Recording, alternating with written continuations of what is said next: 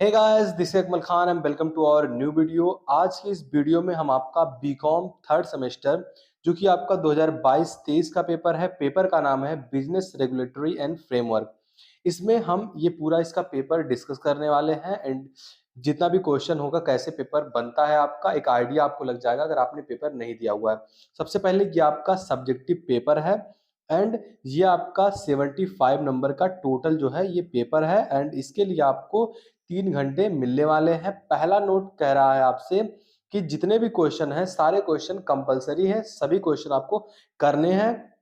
And दूसरा है क्या कंडीशन कि answer each part of question जो है ये first question in not more than 100 word. जो आपका पहला क्वेश्चन है उसमें जितने क्वेश्चन होंगे छोटे छोटे उन्हें आपको 100 वर्ड्स में करना है, मतलब 100 वर्ड में करना है।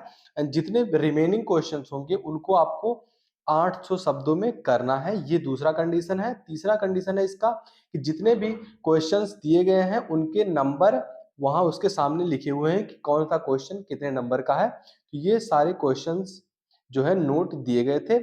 आई होप आपको समझ में आ गए होंगे एंड ये आपका हिंदी में यही दिया हुआ है। आइए बढ़ते हैं पेपर की ओर। अब देखिए पहला क्वेश्चन जो आपका है ये क्वेश्चन आपको कंपलसरी करना था। इसमें से एक भी क्वेश्चन आपको छोड़ना नहीं है। A B C D E जितना भी है सब करना है। इसमें 5 हैं आपके एंड 3-3 नंबर एक एक क्वेश्चन के लिए आपको मिलेगा एंड 100 वर्ड में करना है। क्लियर। देखिए पहला क्वेश्चन कह रहा है what is mean by proposal. Proposal प्रस्ताव क्या होता है, इससे क्या आशय है, ये आपका पहला क्वेश्चन है। एंड दूसरा क्वेश्चन कह रहा है mention the types of agreement कि कितने प्रकार के समझौते होते हैं, इनका आपको उल्लेख करना है। एंड ज्यादा विस्तार में नहीं लिखना है, 100 वर्ड में आपको लिखना है, एक पेज मैक्सिमम होगा इसका।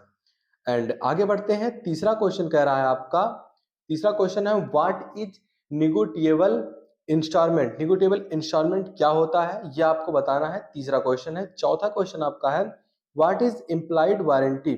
जो आपका गर्भित आश्वासन होता है ये क्या होता है, ये भी आपको 100 वर्ड में लिखना है। एंड आपका लास्ट क्वेश्चन इसमें है पहले में व्हाट इज सब एजेंट।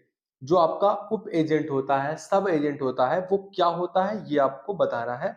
एंड पहले क्वेश्चन में 5 क्वेश्चन थे, सभी कंपलसरी थे, 100 वर्ड में लिखना था। एक के लिए आपको 3 नंबर मिलने वाले हैं। तो ये आपका खत्म हो गया पहला क्वेश्चन। अब इसमें दूसरा क्वेश्चन जो है ये आपको स्किप नहीं करना है, लेकिन यहाँ आपको एक एडवांटेज मिलेगा कि आपके सामने एक क्वेश्चन में 2 क्वेश्चन होंगे जो कि अथवा के रूप में होंगे एंड आपको एक ही करना होगा। जैसे यहाँ पर दूसरा क्वेश्चन आपके सामने दिया गया है। अब देखिए इसके बाद के जो क्वेश्चन होंगे सभी क्वेश्चन के लिए आपको 15 नंबर मिलने वाले हैं, लेकिन शर्त क्या है कि आपको 800 वर्ड में करना है। तो यहाँ पर दूसरा क्वेश्चन आपका कह रहा है इसमें व्हाट इज वैलिड कॉन्ट्रैक्ट। जो आपका वैलिड कॉन्ट्रैक्ट क्या होता है, एक वैध अनुबंधक क्या होता है, अनुबंध क्या होता है। And discuss the essential of a valid contract. जो आपके एक वैध अनुबंध की आवश्यकता बातों की कौन सी विवेचनाएं होती हैं ये आपको बताना है, डिस्कस करना है आपको। जो essential for a valid contract के लिए चीजें होती है वो आपको डिस्कस करना है। अगर ये क्वेश्चन आपको नहीं आता है फिर आप ये कर सकते हैं व्हाट इज चेक। चेक क्या होता है, discuss the difference between cheque and bill of exchange. ये दोनों क्वेश्चन आपके सामने दिए हुए हैं, एक क्वेश्चन आपको करना है जिसके लिए आपको 15 नंबर मिलने वाले हैं। 800 वर्ड में करना है एंड 800 वर्ड मतलब यहाँ आपके पेपर के हिसाब से 5 से 6 पेज में अगर आप लिखते हैं फिर आपका 800 वर्ड जो है ये कंप्लीट हो जाता है। इससे ज्यादा आपको नहीं लिखना होता है, पूरे नंबर आपको मिलने वाले हैं। एंड आप ध्यान में रखिएगा कि चीजों जो आप लिख रहे हैं अगर 800 वर्ड में तो आप हेडिंग वाइज लिखिए। ज्यादा एक एक हेडिंग डाल दिया और पूरा लिख दिया ऐसा नहीं आपको करना है, छोटे छोटे हेडिंग में लिखना है ताकि एग्जामिनर को लगे कि बच्चा पढ़ा हुआ है। आगे बढ़ते हैं। अब देखिए तीसरा क्वेश्चन भी वही है, आपके सामने 2 क्वेश्चन होंगे, एक ही क्वेश्चन आपको करना है और वही कंडीशन नंबर और पेज का होगा। क्वेश्चन क्या कह रहा है, what do you understand by condition. Condition क्या होता है, शर्त क्या होता है। एंड डिस्कस करना है आपको implied condition according to the sale of good acts. आपको वस्तु विक्रय अधिनियम के अनुसार गर्भित शर्तों का वर्णन करना है। ये आपका तीसरा क्वेश्चन था। अगर ये क्वेश्चन आपको नहीं आता है तो अथवा के रूप में एक क्वेश्चन आपके सामने और दिया गया है, व्हाट इज एजेंसी। एजेंसी क्या होता है and discuss the scope and extents of agency's authority. जो अधिकार होते हैं एजेंट के और उनकी जो क्षेत्र सीमाएं होती हैं इनका आपको वर्णन करना है। दोनों क्वेश्चन में से एक क्वेश्चन आप कर सकते हैं। आगे बढ़ते हैं। चौथा क्वेश्चन आपके सामने दिया हुआ है, कह रहा है डिफाइन एन एग्रीमेंट। एग्रीमेंट आपको डिफाइन करना है and are all agreement contract, जो सभी ठहराव होते हैं ये अनुबंध होते हैं, ये आपको बताना है। एंड वही टर्म एंड कंडीशन नंबर लागू होगा इस पर भी।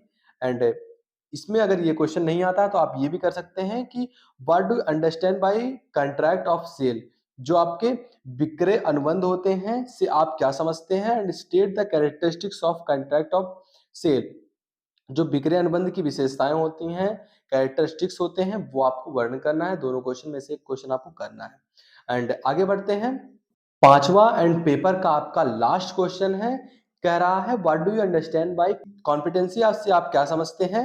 एंड कॉम्पिटेंसी ऑफ कॉन्ट्रैक्ट से आप क्या समझते हैं। Discuss the position of the minor in this regard, जो आपको अनुबंध है इन करने की जो क्षमता होती है, इससे आप क्या समझते हैं। एंड इस संबंध में आवश्यक स्थिति की जो आपको विवेचना करना है, आपको पूरा एक स्थिति बना के समझाना है। ये क्वेश्चन आपको नहीं आता है तो आप ये क्वेश्चन भी कर सकते हैं, व्हाट इज बेलमेंट, बेलमेंट क्या होता है। And mention the duties of the bailor and bailees, जो आप निक्षेप क्या होता है, निक्षेपी से निक्षेप ग्रहित जो कार्यकर्ता होते हैं के कर्तव्यों का आपको उल्लेख करना है।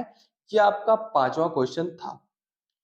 तो आई होप आपको ये पेपर समझ में आ गया होगा, इसका पैटर्न समझ में आ गया होगा, कैसे आपको करना है, स्ट्रेटेजी क्या बनाना है, क्या याद करके जाना है, ये सब आपको समझ में आ गया होगा। अगर यहाँ तक आप वीडियो देख रहे हैं तो प्लीज एक कमेंट जरूर कीजिएगा कि अगर इसका आप आंसर की वीडियो चाहते हैं, मतलब ये पेपर है आपका, आपको कैसे पेपर में लिखना है एंड ये क्वेश्चंस के क्या आंसर सटीक होंगे, पूरा मतलब पेपर का सोल्यूशन आपको चाहिए तो let me know in comment box. And जो आपका थर्ड सेमेस्टर के जितने भी सब्जेक्ट होने वाले हैं, सारे सब्जेक्ट हम डिस्कस कर रहे हैं ऑलरेडी। बीकॉम फर्स्ट ईयर का जो फर्स्ट सेमेस्टर है, सेकंड सेमेस्टर है, इनके बहुत सारे वीडियो चैनल पर ऑलरेडी अपलोड है।